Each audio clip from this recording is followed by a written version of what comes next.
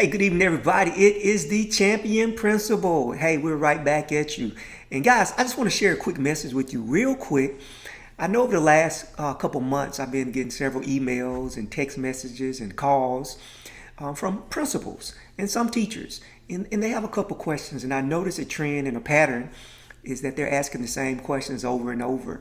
And I don't know if it's just by Twitter or what they see on Facebook that make them ask these questions, but I'm glad to answer the questions. But one of the biggest questions that I see over and over from principals is, how do you lead during a pandemic, whether you're leading a school or whether you're leading at a central office or whatever the case may be?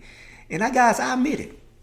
It's very tough being a principal. It's very tough being a teacher during a pandemic. We've heard it over and over. Of course, none of us have ever been in this situation before. Times are different. We've never had to do some of the things, the protocols, the way we lead, the way our teachers teach. We've never done it before.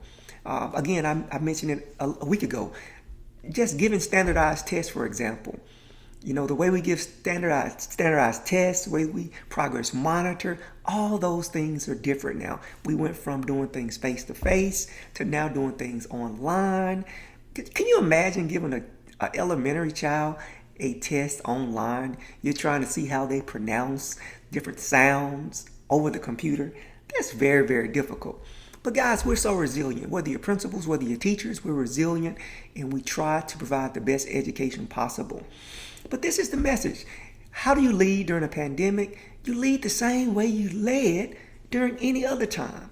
The number one thing that I see with leaders, we have to be the drum major for our organization, for your organization, for your school.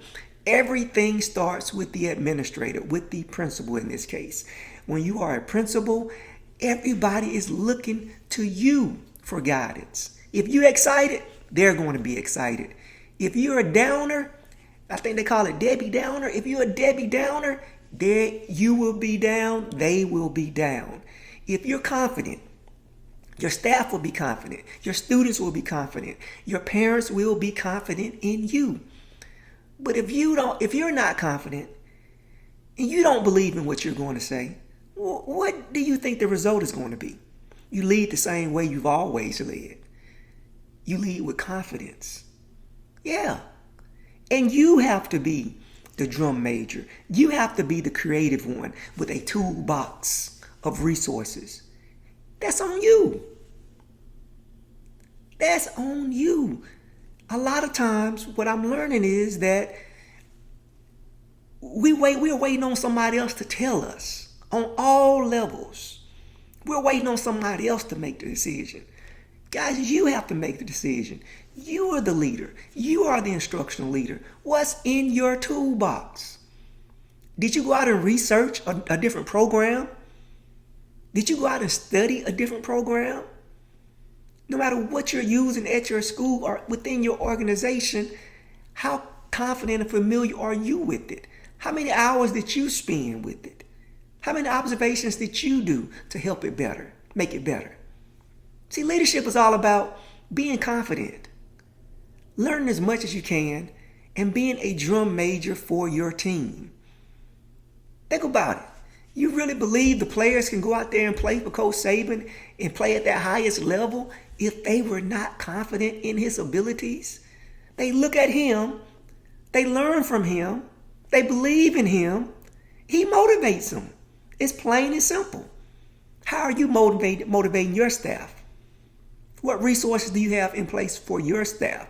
Or are you just waiting for somebody else to make the decision for you? Guys, leadership is leadership. It's simple as that. I lead the same way I always led. Be confident in your abilities. Lead your school. Look for the best resources for your school. What works best for your school? And be able to explain what works good for your school. Have a plan in place. And teachers, I salute you, teachers. Your job is hard. It's difficult. But just remember why you are in the profession. You teach the same way you've always taught. And really, the situation should be much better because in a lot of cases, class sizes are smaller. Not in all cases. So if you got big classrooms, big class sizes, that should not be nothing new to you.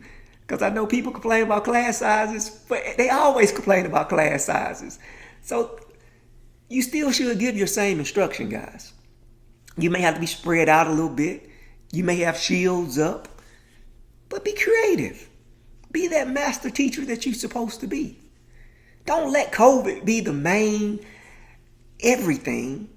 Yeah, COVID is here. Be safe. Wear your mask. Simple as that. That's all you can do. Everything else is go be a master teacher. COVID is not stopping you from teaching. COVID is not stopping you from being creative. Think about it.